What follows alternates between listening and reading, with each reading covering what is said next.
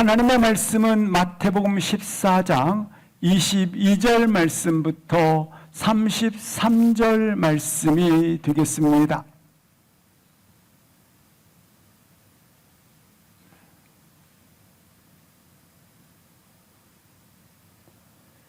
하나님 말씀은 마태복음 14장 22절 말씀부터 33절 말씀 함께 합독하십니다.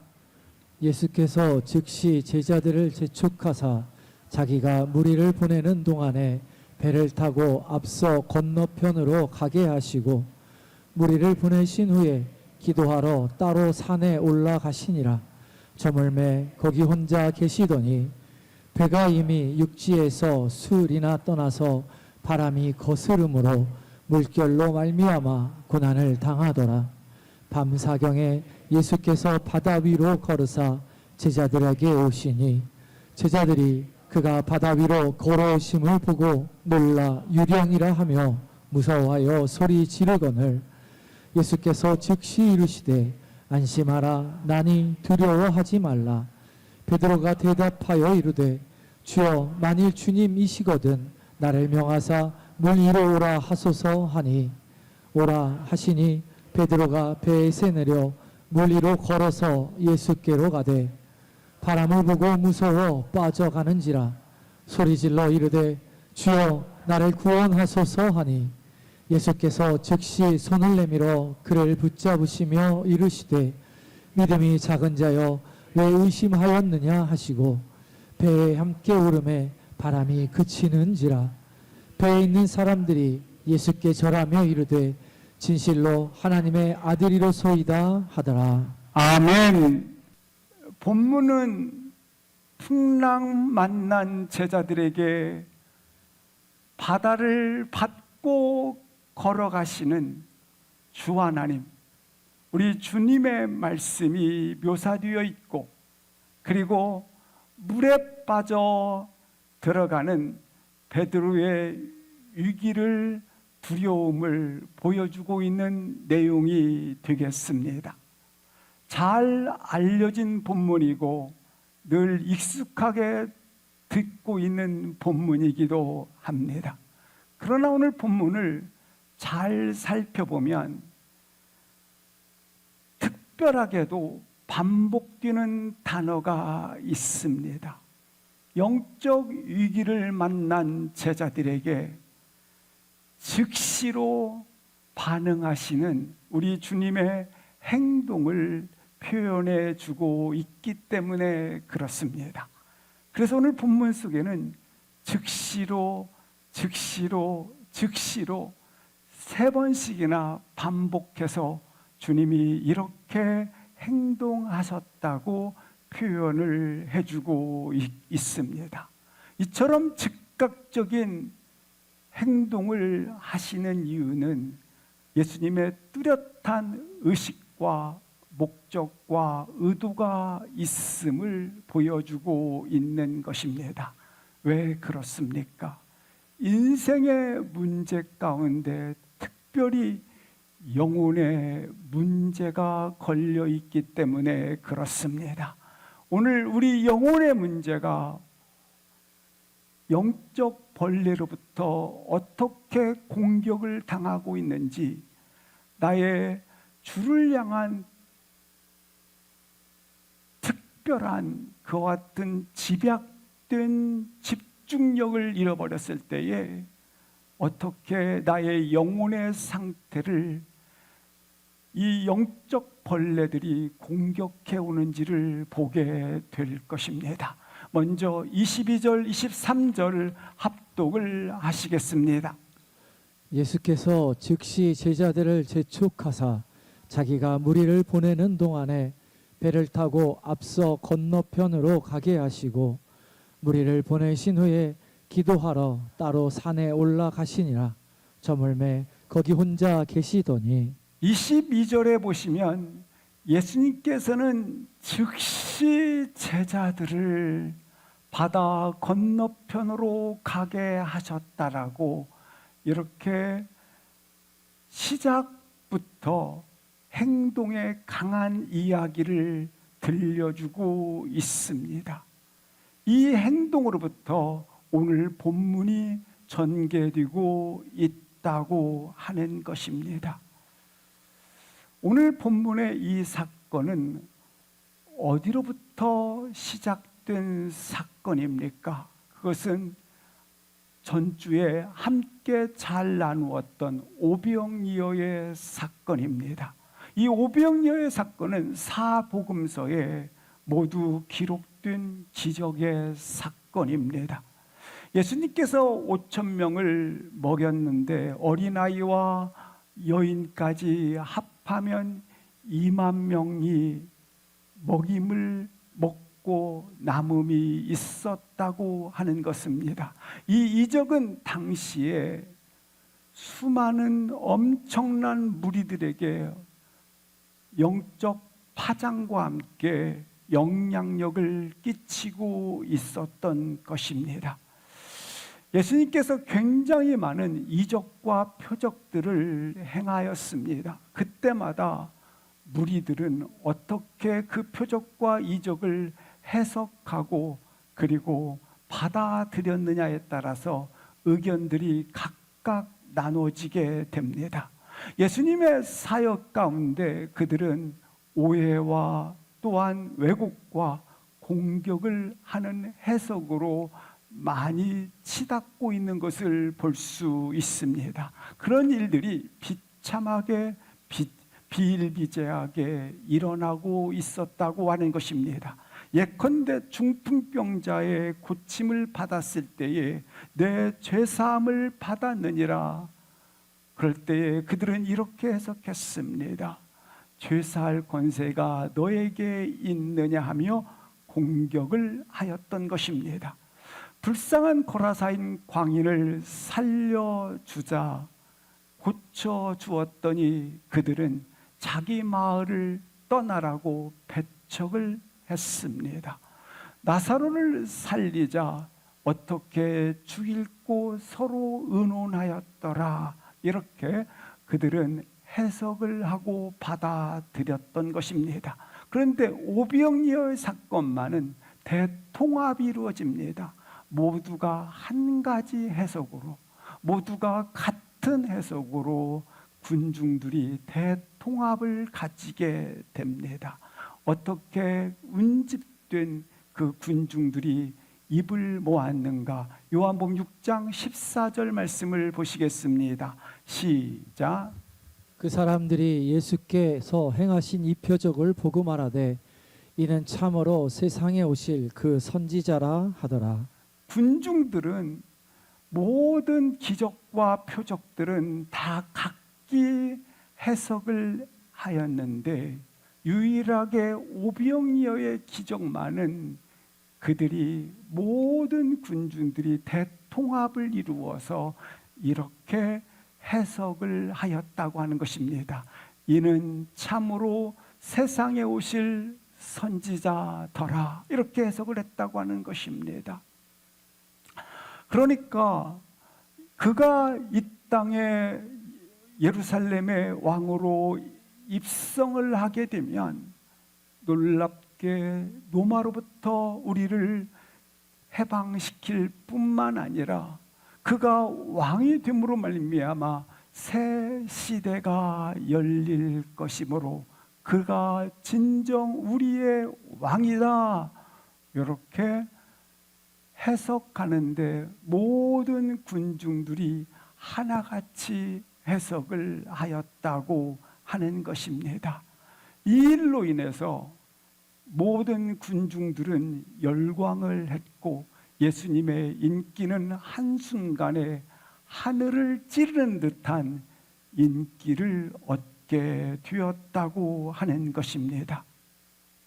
이 오병이어의 사건은 예수님이 공생의 기간에 사역 가운데 가장 눈부신 성공을 가져오는 듯한 최고의 정상에 올라있는 그와 같은 순간이 된 것입니다.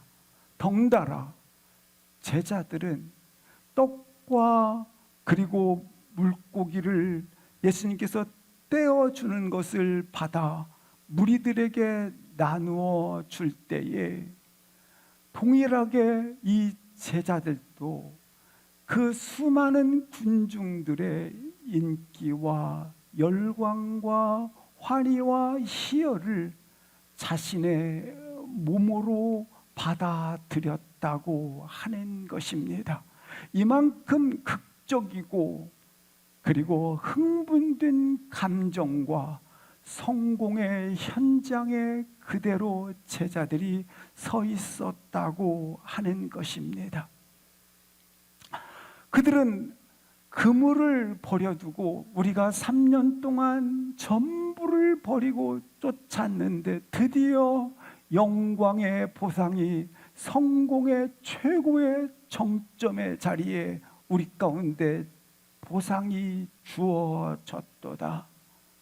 자신의 전부가 드려졌는데 놀랍게 대단한 성공의 이야기가 자신들에게 드디어 주어졌다라고 제자들은 생각을 하였다고 하는 것입니다.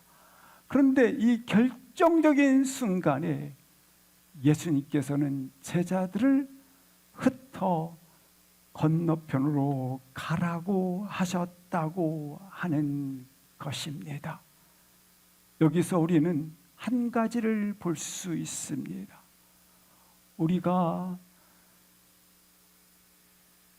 성공의 최고의 정점에 자리에 있다고 생각하는 순간, 이제 됐다, 이제 이루었다고 생각하는 그 순간, 실상 영적 벌레들에 의해서 가장 그 교만의 자리에, 그 허영심의 자리에 틈을 타고 곤경에 빠뜨리는 가장 위험한 순간이라는 사실을 기억하시기를 바랍니다. 이제 드디어 됐다, 이제 이루어졌다, 가장 큰 성공의 정점의 자리에 서 있다고 생각하는 그 순간, 진정 무엇 때문에 영적으로 취약해져 있고, 그리고 그 순간 우리 영혼의 내면을 비집고 파고드는 영적인 이 벌레들 말입니다. 이러한 영적 위험에 빠져들지 않도록 하기 위해서 오늘 예수님께서는 제자들을 바다 건너편으로 가라고 흩으셨다고 하는 것입니다. 그리고 예수님께서는 홀로 스스로 산에 오르셨다라고 말씀을 해주고 있습니다. 온 백성의 갈채와 뜨거운 환호와 열광이 터져 나오는 그 순간, 우리 예수님은 즉시로 제자들을 바다 건너편으로, 그리고 자신 또한 그 족적을 감추십니다. 그저 빠르게 그 현장에서 흩어버리는 것입니다. 그들의 영혼을 지키기 위해서 말입니다. 우리 요한 마태복음 14장 22절에 보시면 예수님께서 제자들을 재촉하사 이렇게 말씀하고 있어요. 여기 재촉하사라고 하는 것은 강권하여 집행했다라는 겁니다. 강권하여 강력하게 강제적으로 흩어버렸다라는 겁니다. 제자들은 지금 오비영리의 현장 열광과 성공의 정점의 자리에 계속 머물러 싶어 한다는 거예요. 그래서 여기에 우리가 머물러야 되는데, 이 최고의 정점의 자리에 우리가 서 있어야 된다라고 하는, 계속 그 자리에 머물고 싶어 했다라는 거예요.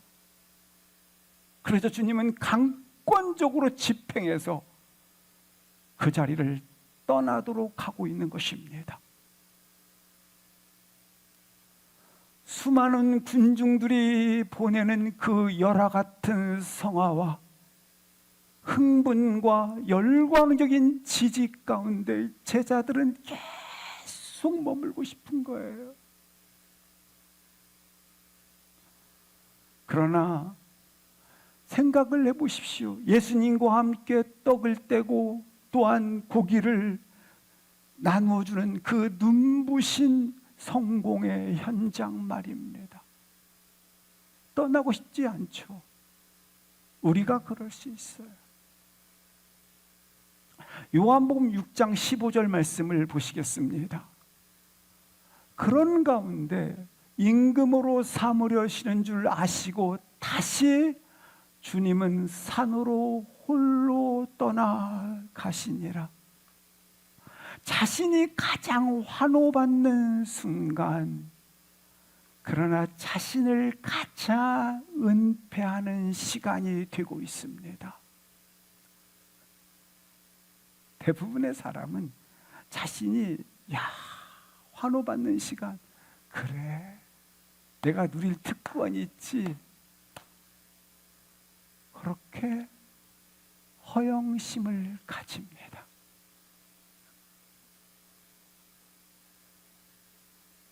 자신이 가장 환호받는 그 순간 우리 주님께서 다시 그의 족적을 감추고 계십니다. 왜일까요? 우리는 우리 일생의 단 한 번의 순간 속에 모두 사모하는 것이 있어요. 그것은 정말 성공적인 삶, 아니 누구로부터 열광적인 지지를 받는 삶, 원숙한 삶으로 만들어 가기를 사모합니다. 우리 본능적으로 그래요. 우리가. 그래서 거기에 내가 오르는 순간, 이 틈새를 영적 벌레는 얼마나 잘하는지. 그래서 주님께서는 성공에 속단하지 말고 성공에 도취되지 말라라는 겁니다. 우리가 잘 아시는 것처럼 열흘 이상 꽃을 피우는 꽃이 없다고 말합니다. 다른 말로 말하면 영원하지 않다라는 걸 말하는 것이겠죠.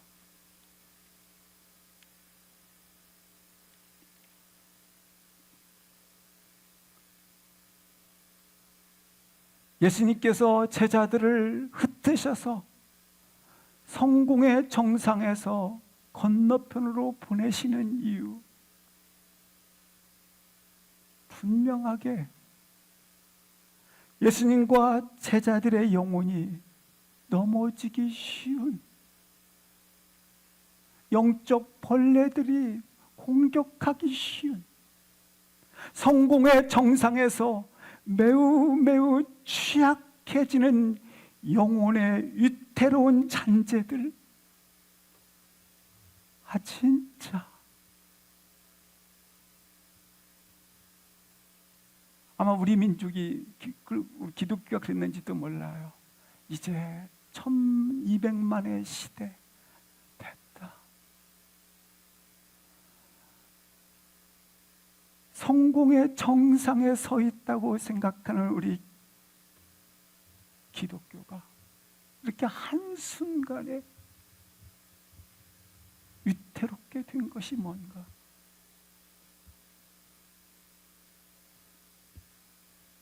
예수님은 예수님 자신뿐만 아니라 제자들까지도 지금 위대한 지경에 있구나, 이걸 영적으로 본 거예요. 오병이의 기적 모두가 열광하고 있잖아요. 그런데 그 현장 속에서 예수님 자신도 제자들도 영적 위태한 상황에 있다라는 사실을 가지시고 자신 또한 산으로, 그리고 제자들은 흩으셔서 바다 건너편으로 떠나갔다. 하셨다고 하는 것입니다. 그래요, 사랑하는 성도 여러분, 우리 인생에서 하나님께서 부르신 나의 인생의 목적과 상관없는 성공은 위험한 것입니다. 그 성공은 독입니다. 성공 그 자체가 중요한 것이 아닙니다. 여러분, 우리 성공을 위해 부름받지 않았어요. 우리는 하나님의 영광을 위해 부름받았어요. 하나님의 뜻과 목적을 이루기 위해서 부름을 받았어요. 예수님께서 온 인류의 죄악을 감당하시기 위하여, 구원을 우리 가운데 이루시기 위하여 부름을 받으셨어요. 그 목적이 뭡니까? 십자가 지는 거였어요. 그런데 오늘 보니까 그가 왕으로 세움받는 것이 목적이 아니라, 왕으로 세움받는 것이 아무리 위대한 성공이요 대단한 화려한 눈부신 영화라 할지라도 그 성공을 위해서 부름받은 것이 아니라 십자가 지기 위해서 부름을 받았기 때문에 다시 혼자 산으로 떠나가시니라. 성공 자체에 여러분의 인생을 걸지 마십시오. 부르심의 목적과 관계된 그 일 속에 발걸음을 내디딜 수 있기를 주의 이름으로 축복합니다. 하나님의 부르심의 목적과 연결되지 않는 모든 성공을 다시 한번 여러분의 심령 속에 폐할 수 있기를 축복합니다. 부르심의 목적과 다른 성공이 주어졌을 때 분별할 수 있는 믿음, 성공에 도취되지 않고 홀로 산으로 가는 믿음 말이죠. 성공에 도취되지 않고 이루었다, 가졌다, 내가 뭘 소유했다에 도취되지 않고 바다 건너편으로 떠나는 믿음 말입니다. 우리 마음에 자신의 시선을 옮기고 우리의 마음과 뜻을 다시 한번 이와 같이 주님의 주신 부르심의 자리에 서 있게 하고 우리 영혼의 계획을 옮길 수 있기를, 오늘 떠나 보냄을 통해서 주님이 다시 영적인 재출발, 다시 영적인 재다짐, 영적인 재정비, 부르심에 대한 재정렬을 할 수 있기를 주의 이름으로 기도합니다. 아멘. 아멘. 하나님의 부르심의 뜻에, 그 목적에 자신의 마음을 옮기는 사람, 하나님의 영광의 부르심에 자신의 마음에 초점을 두는 사람, 그 겸손의 사람이 되기를 주의 이름으로 기도합니다. 그렇게 제자들을 재정비, 재정렬시키기 위해서 주님은 바다 건너편으로 떠나게 하셔서 그들을 광풍 한복판에 세우셨습니다. 23절, 24절 합독하시겠습니다. 24절입니다. 시작. 배가 이미 육지에서 수을이나 떠나서 바람이 거스름으로 물결로 말미암아 고난을 당하더라. 예수님은 산에 홀로 오르셨고 제자들은 바다 건너편으로 가던 도중에 오늘 역풍을 만난지라라고 말씀을 해주고 있습니다. 이 역풍을 만남으로 큰 물결으로 그들은 고난에 직면하게 되었더라. 예상치 못한 파도가 강하게 일어남으로 말미암아 제자들이 마주한 상황은 고난에 처하게 되었더라. 고난의 물결이 일어났더라. 주님이 보내셨는데 고난의 물결에 그들이 마주하였더라. 제자들은 이 풍랑 이전에는 어떠한 상황이었습니까? 바다 한가운데 풍랑을 만나기 전에는 수많은 무리들의 환호와 지직 가운데 있었습니다. 배를 타기 이전에 오병이어의 사건으로 그들의 마음은 한껏 들떠 있었고, 그리고 그들의 마음은 가장 극한 희열을 느끼고 있었습니다. 그런데 강한 역풍 하나 만나자 그와 같은 환희와 열광들은 온데없이 사라져 버렸습니다. 그 열기는 싸늘하게 식어져 버렸습니다.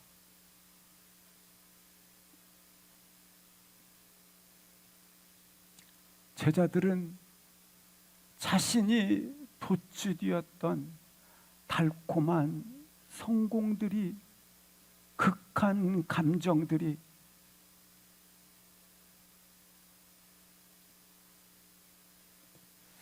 환희들이 한순간에 다 사라져 버렸습니다. 완전히 우리식으로 표현은 때려 눕혀져 버렸습니다. 그런 존재가 광풍 하나 만나자 말입니다.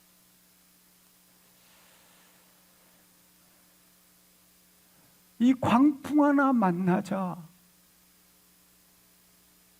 무리들로부터 박수를 받았던 것들, 성공이 주는 보상들, 자신들의 그 엄청나다고 생각하는 그 위력들, 영향력들, 권사님 괜찮아요?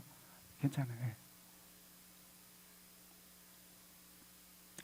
인기와 그리고 시선이 주던 그 환희들, 그게 아무것도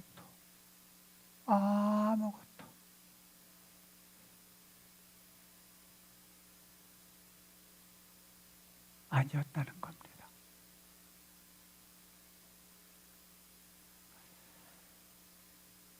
본문의 말씀처럼 배가 이미 육지에서 술이나 떠나서 바람이 거스림으로 그들은 이미 육지에서 멀어져 있었기 때문에, 멀리 떨어져 있었기 때문에, 너무 멀리 와 있었기 때문에 다시 육지로 돌아가는 것들이 불가능해졌습니다.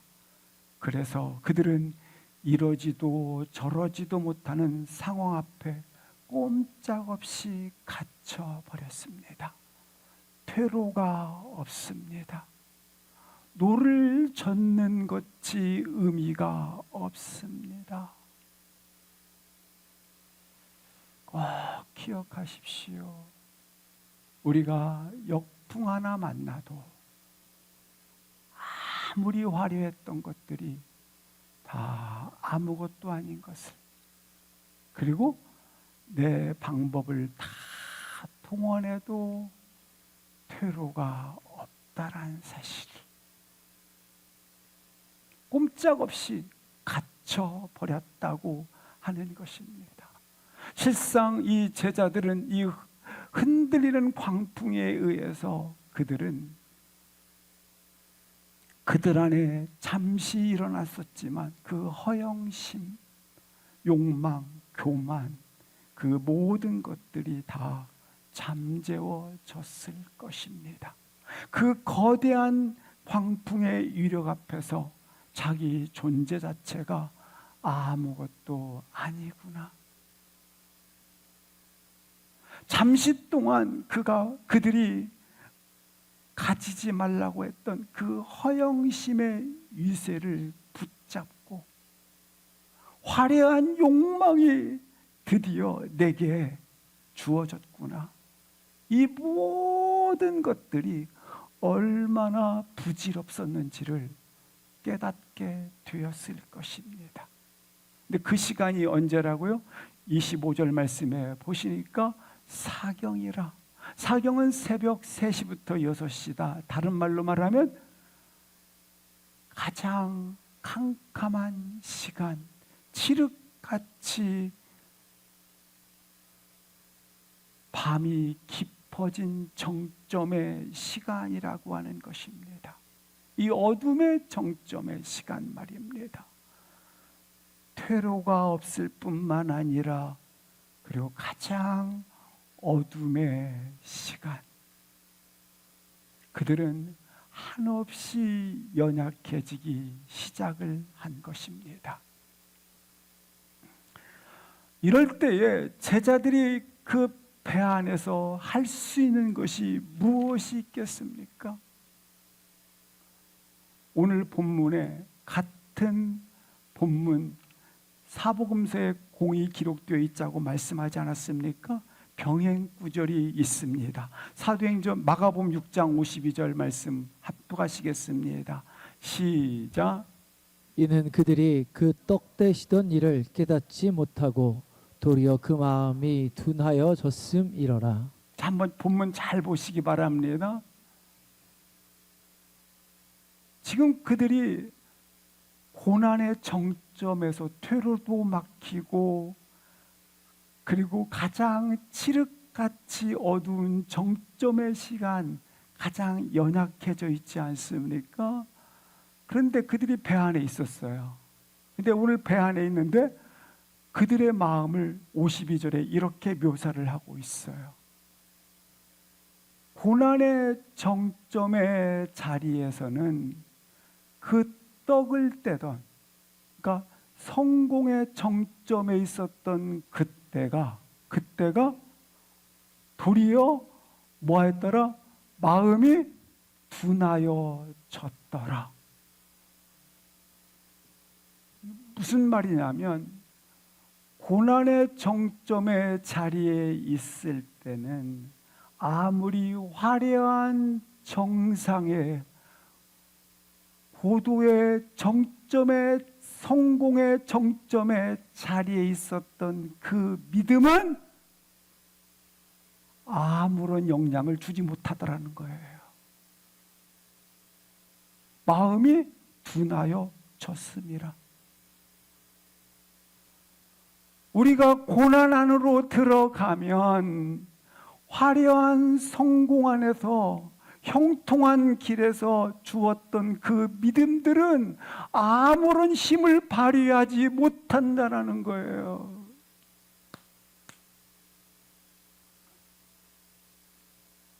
주님이 오병이어의 떡을 떼실 때에 축사하시고 기적을 베풀어 주었는데 오늘 지금 내 앞에 현실에서는 너무 무력해지는 것이죠.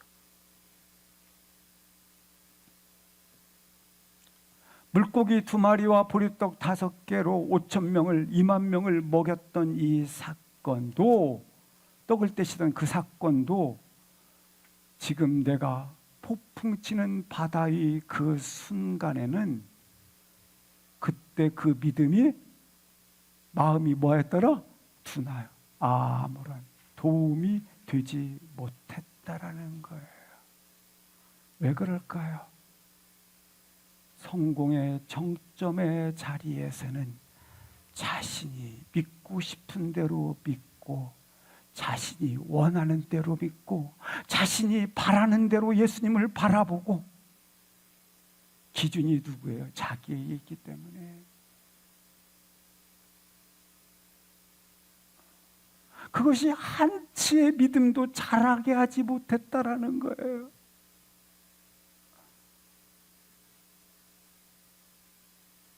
풍랑 앞에서는 오병이어에 받았던 그 믿음들이 아무런 힘을 발휘하지 못하였더라.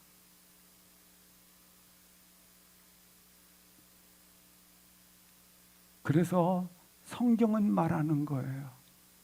진정 성공의 정상에서 만난 주님은 고난의 정점을 버틸 수가 없다. 이겨낼 믿음이 되지 못한다. 알지 못한다. 그러므로 고난의 정점의 자리에서는 지금 당신의 믿음을 가지라는 거예요.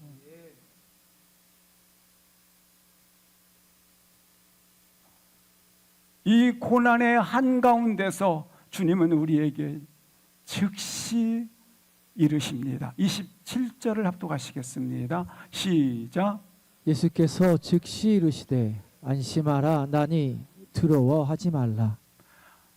예수님께서 고난의 정점에 있는 제자들에게 오셨습니다. 오셔서 즉시 이르시되 안심하라 나니.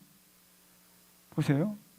주님은 폭풍 속에서 오셔서 다른 어떤 것을 행하거나 다른 어떤 일을 하지 않았어요. 나를 만나라는 거예요. 나니 자신을 계시하십니다. 왜냐하면 폭풍 속에서 가장 뚜렷하게 우리 주님 자체를 볼 수 있기 때문에, 만날 수 있기 때문에. 신앙은요, 진짜 신앙은요, 폭풍 속에서 주님을 보는 것입니다. 주님께서는 난이 자신을 계시하면서 동시에 두려워하지 말라, 안심하라 하십니다. 나니 내가 왔다. 대부분 우리 신앙의 한계가 어디에 있느냐면, 내가 왔다 주님이 그러면 오신 주님을 만나는데 시선을 두는 게 아니라, 주목하는 게 아니라, 오셨으니까 풍랑이는 파도를 잔잔케 해주세요. 파도 치는 것을 고요하게 해주세요. 주님이 잠잠케 해주세요. 이거에 다 시선을 두고 있어요. 주님이 이걸 가장 꺼려하는데, 나를 만나는데 초점이 있어야 되는데 그게 아니에요. 오셨으니까. 주님이 내가 왔다 그러니까, 주님 빨리 풍랑 있는 파도 해결해 주세요. 문제 역사해 주세요. 문제 아니라는 거예요. 나를 만나라, 나를 만나라. 아멘. 나를 만나라. 믿음의 한계점이 여기 있는지도 몰라요. 믿음이 이렇게 작동하면 안 돼요.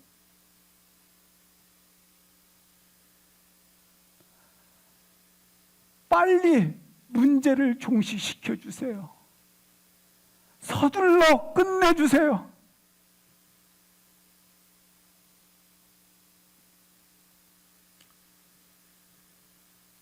밤새도록 성난파도와 싸움을 했던 이 제자들, 정작 주님이 주신 이 고난의 목적을 이해하지 못하고 그 고난의 정점을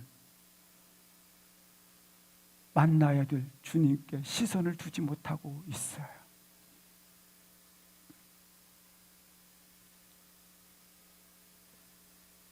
주님께서 난이 자신을 드러내셨어요. 동시에 전능하신 하나님이 오셨으니까, 신적 권능을 가지신 창조주가 오셨으니까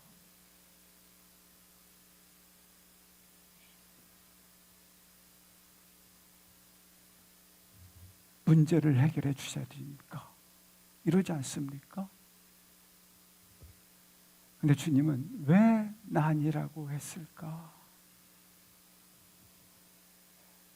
성난 파도 위에 서서 주님 한 분만으로 그 아무것도, 그 어느 것도 주님 한 분만으로 만족합니다.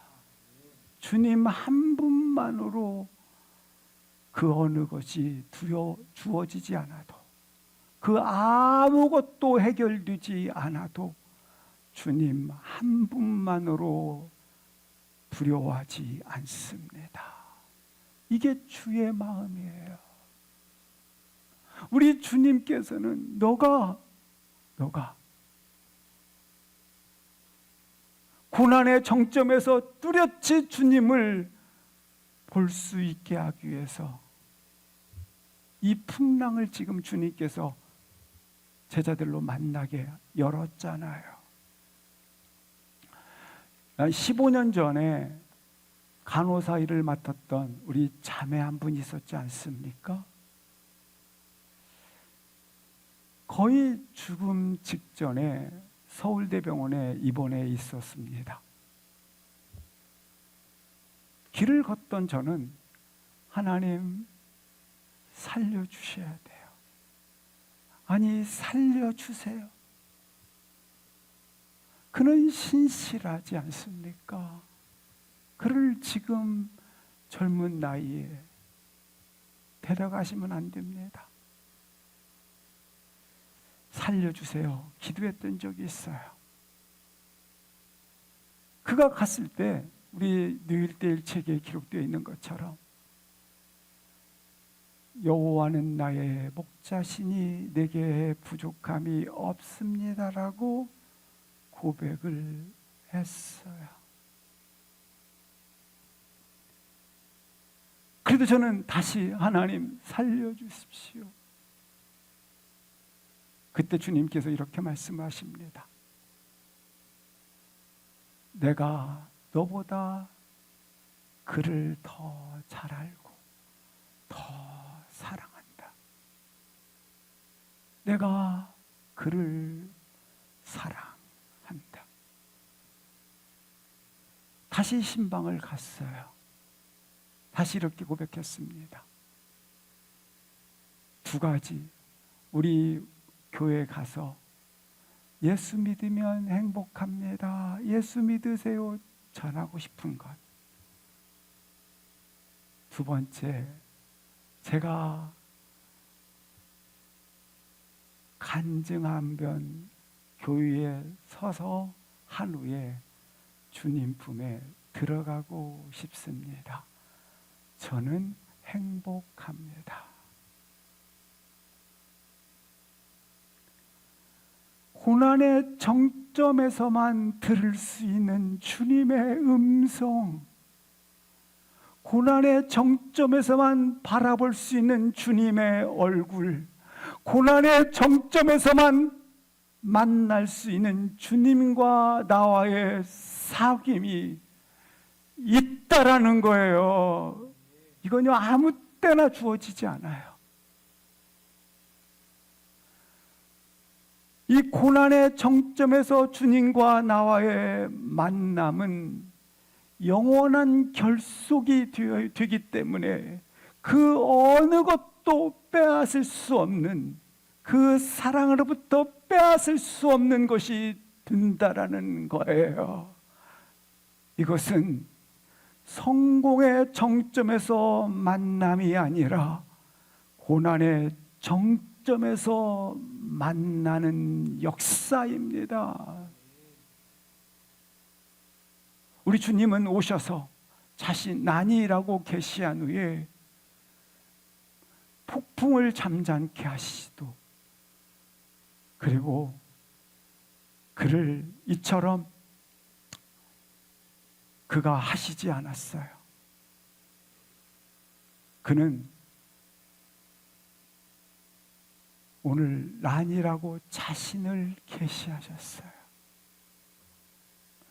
혹시 제자들처럼 혹독한 시간이 보내지고 있으십니까? 지나가고 계십니까? 저도 우리 교회 인생의 풍랑이 왜 이렇게 그칠 줄 모르는가? 답답한 부분이 왜 없겠습니까? 여전히 계속되는 문제로 그 문제에 휩싸여 왜 지친다고 하지 않으시겠습니까?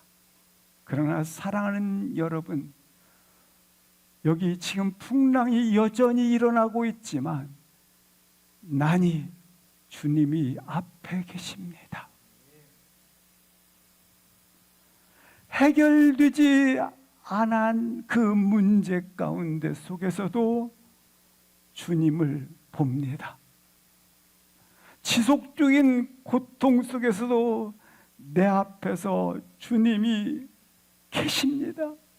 이걸 보는 게 진정한 신앙입니다. 그 믿음을 소유하라는 거예요. 주님은 이 말씀을 하셨죠. 난이라고 말씀하셨지 않습니까? 이렇게 자신을 보여주신 후에 어떻게 제자들에게 오셨는가?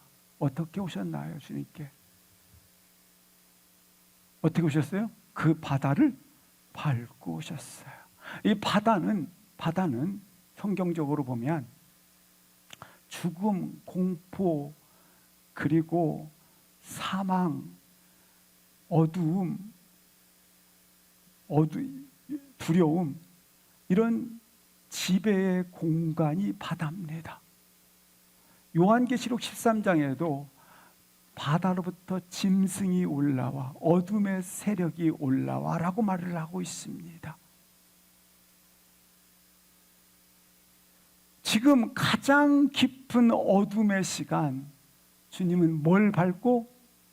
바다를 밟고 제자들에게 오셨습니다. 제자들은 지금 풍랑 위에서 휘청거리고 있습니다. 제자들은 고통 가운데 몸부림을 치며 울부짖고 있습니다. 성남 파도에 벌벌 떨고 있습니다.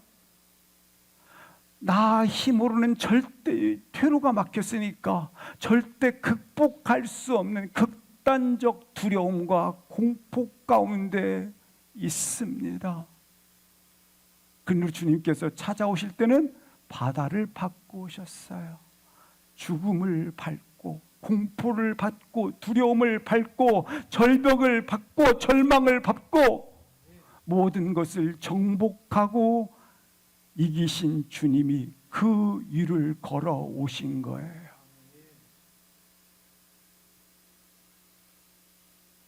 인생의 모든 고통과 슬픔과 절망과 두려움, 이 모든 것 위에 주님이 밟고 오시는 것을 보실 수 있기를 기도합니다.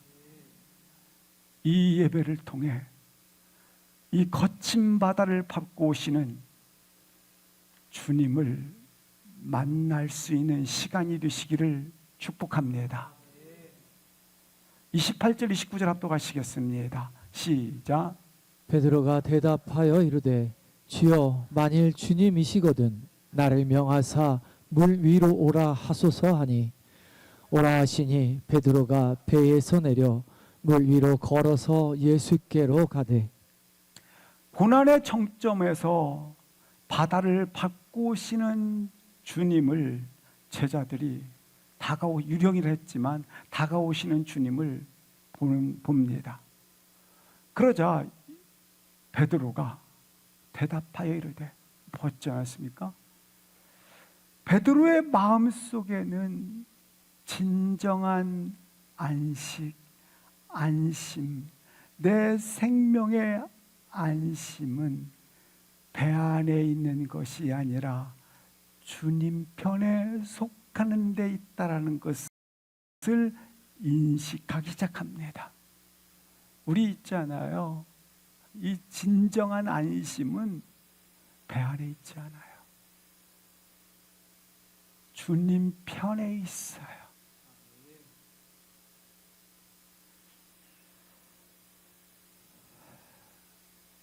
그래서 베드로가 주님께 있구나 라는 것을 알고 바다 위를 뛰어들었습니다. 예수님처럼 자신도 바다 위에 굳건히 설 수 있다라는 도전을 한 거예요. 믿음의 도전을 한 거예요. 죽음 위에 바다에 가지고 있는 절망, 죽음, 불안, 두려움, 그 위에 굳게 설 수 있는 이기신 주님과 함께 바다 위에 나도 설 수 있다. 엄청난 믿음의 도전을 한 거예요. 그래서 주님이시거든 나를 부르십시오. 나를 불러 나로 물 위에 서게, 바다 위에 서게 하십시오.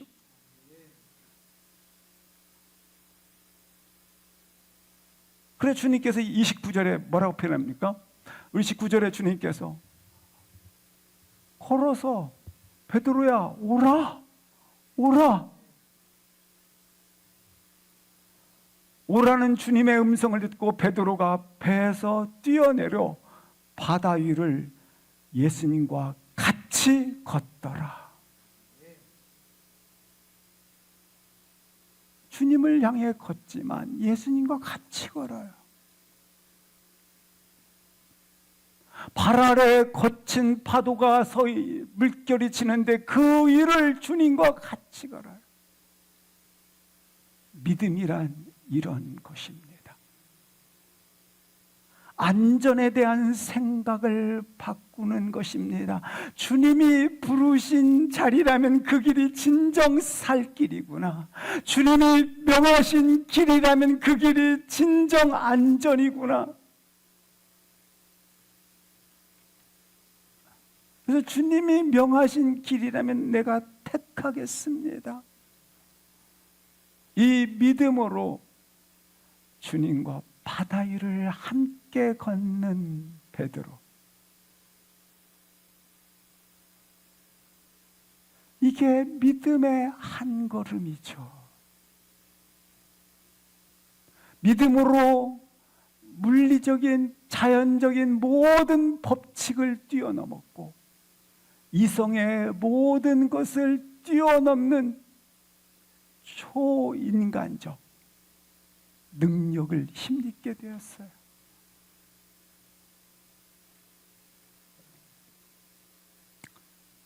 하지만 한 번의 믿음으로 영원히 떼지는 것이 발걸음이 끝까지 걸을 수 있는 게 아니에요.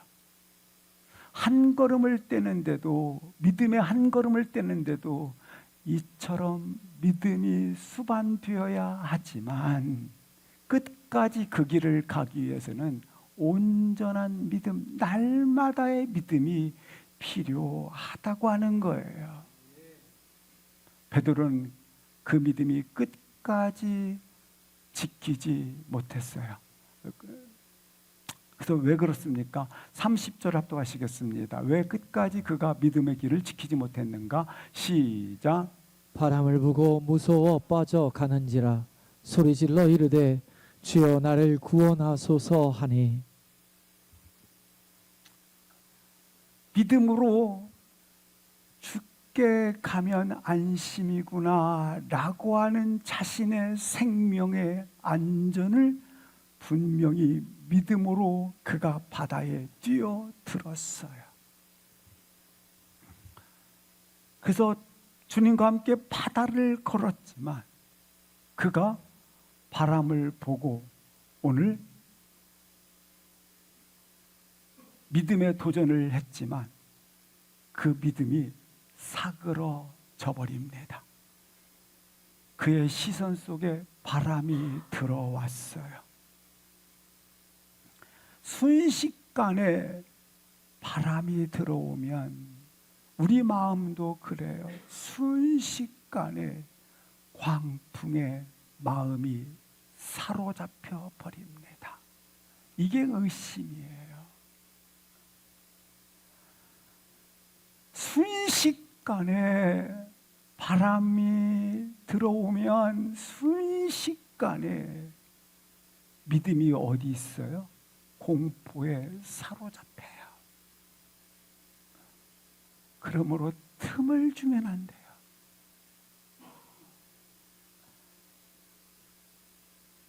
주님에 대한 시선을 잃어버리고 있어요. 신앙에서 이성으로 돌아갔어요.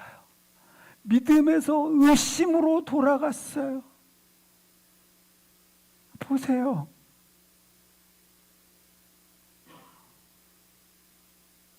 이 의심이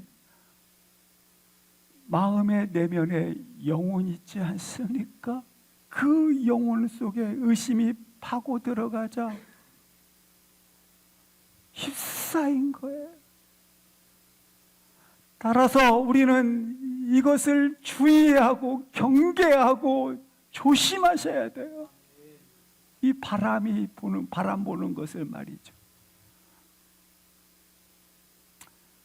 끊어내야 하는 거죠. 나에게 의심을 불러일으키는 것들을 보는 것들을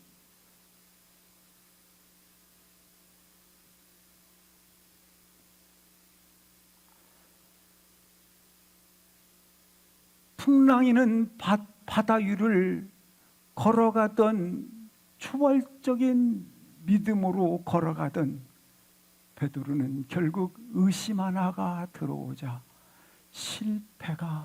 실패 나락으로 떨어지게 되는 것입니다. 미친 듯이 휘몰아치는 급한 물살 아래로 그가 빠져가는지라. 순식간이죠. 신앙의 영적 위기도 순식간에 와요. 절체절명의 상황이 일어나고 있습니다. 근데 빠져가는 베드로를 주님은 지켜보고 계세요. 아니, 물에 빠져 허우적거리는데 지켜만 보고 계세요. 사람은 본능적으로 물에 빠져 누가 위험에 처하면 머리채라도 붙잡아 끌어내려고 하지 않겠습니까? 그런데 주님은 보고만 계세요. 무서워 빠져가는데 보고만 계세요. 아무런 대처를 하지 않습니다. 허우적거리는데도 말이죠.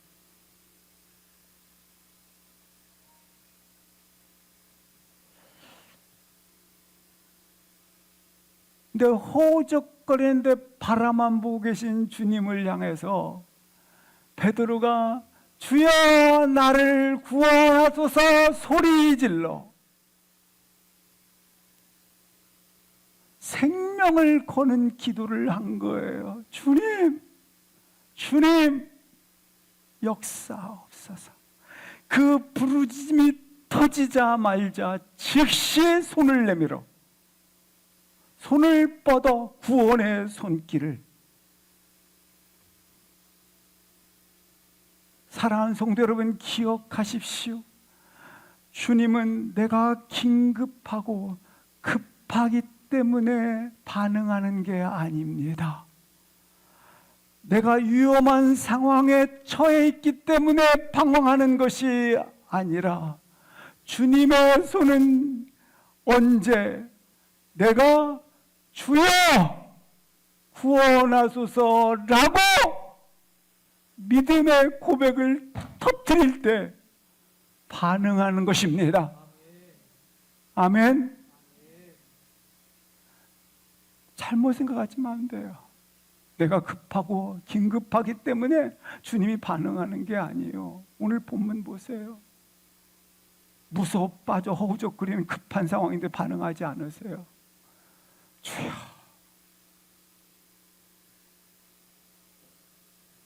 나의 진정한 구원이 주께 있습니다라고 터져 나올 때 바로 그 순간 즉시 펼치시는 구원의 손길 말입니다.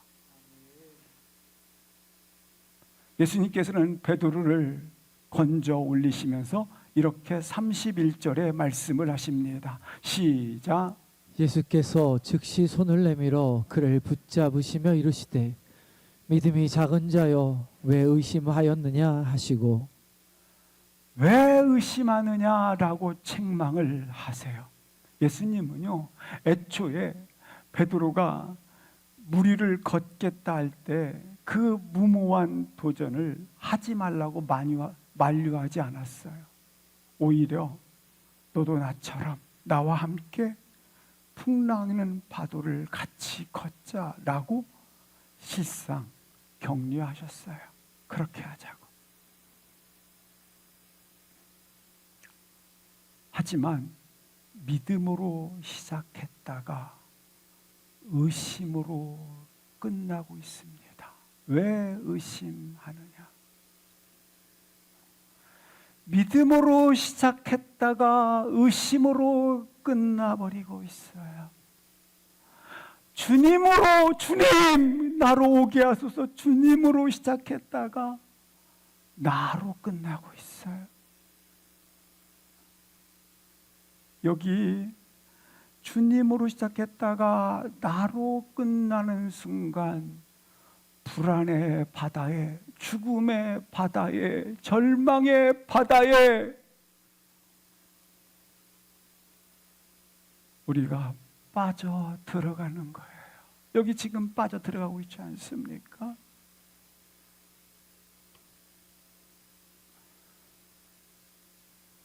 따라서 어떤 의심도 내 안에 틈타지 않도록 주님께 시선을 다시 한번 몰입시킬 수 있는 은혜가 있기를 축복합니다. 다시 한번. 이 시대가 아무리 이래도 말이죠.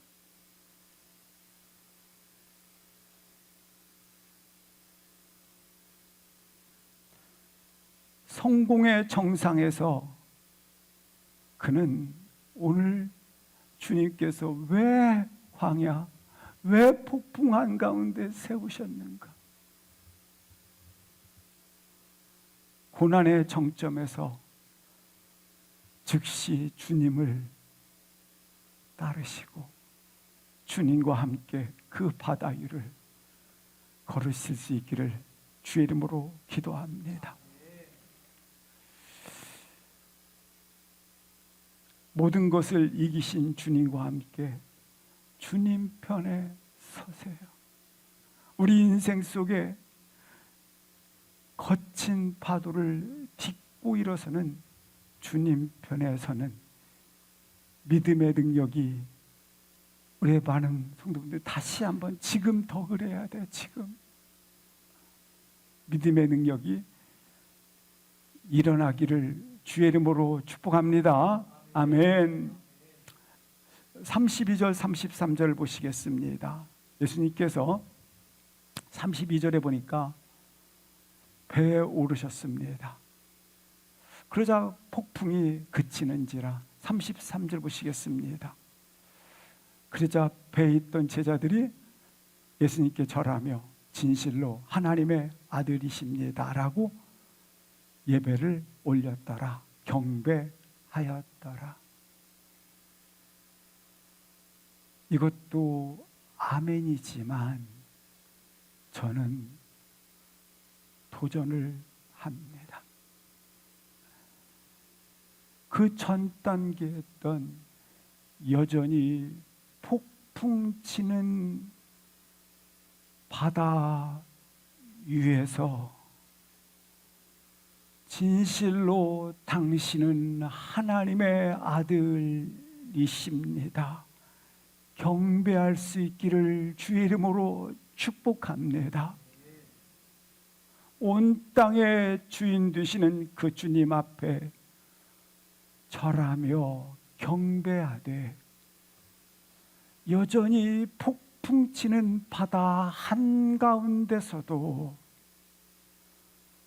진정 주님은 나의 하나님이십니다라고 이 믿음의 고백을 할 수 있기를, 폭풍 치는 그 바다 위에서 주님 진실로 하나님의 아들이십니다. 그 믿음을 소유하시기를 축복합니다. 우리 일어나셔서 함께 기도하십니다.